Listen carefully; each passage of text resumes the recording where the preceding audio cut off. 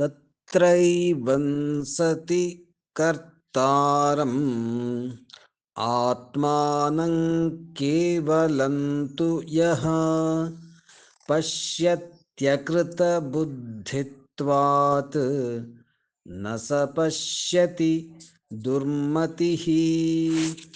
तत्रैवं सति कर्तारम् आत्मानं